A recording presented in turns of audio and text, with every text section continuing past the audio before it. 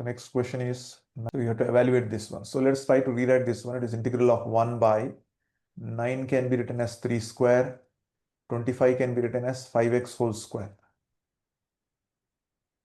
It is under root into dx. Now once again, if you want to use the substitution method as we have done earlier, you can either do directly, or it's better you try to use the substitution method just to follow this standard procedure. So put the value of 5x to be equals to t. So we try to differentiate. 5 into dx will become dt, or dx will become what? It is dt by 5. So let us just try to plug in this value back there in the given integral. I will be, it is integral of, it is 1 by under root 3 square as it is minus, this gives you t square.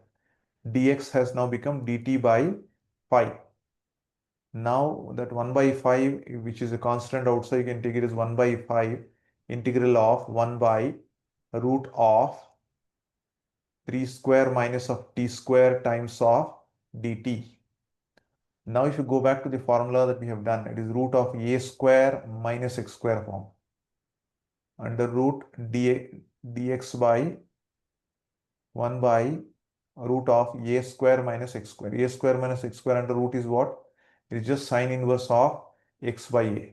So you will be getting sine inverse of x by a only when you are having root of a square minus x square form. Again, if x square minus a square is there, then the formula is different.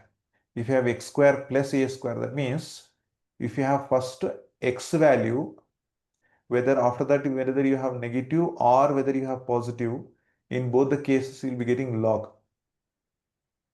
But suppose if you get first a, then you get x, in that case you will be getting sine inverse. Just a simple technique to remember it. Otherwise, most of the students will be confused in these three set of formulas, because the only difference that you are getting is a negative sign. So you should be very perfect with all these three formulas. Is the comparison very clear to you? Sine inverse of x by a. So we have 1 by 5 as it is. It is sine inverse of x value in this case is t by a value is 3 plus the constant of integration c. So we have obtained this just by using this formula. Dx by root of a square minus of x square will be nothing but sine inverse of x by a plus the constant of integration c. So using this basic formula. But what is the value of t in this case? If you try to observe, the value of t that we have taken is 5x. So replace the value of t by 5x. So you will be getting the value to be equals to 1 by 5. It is sine inverse of, it is 5x by 3 plus the constant of integration c. So that will be the required solution.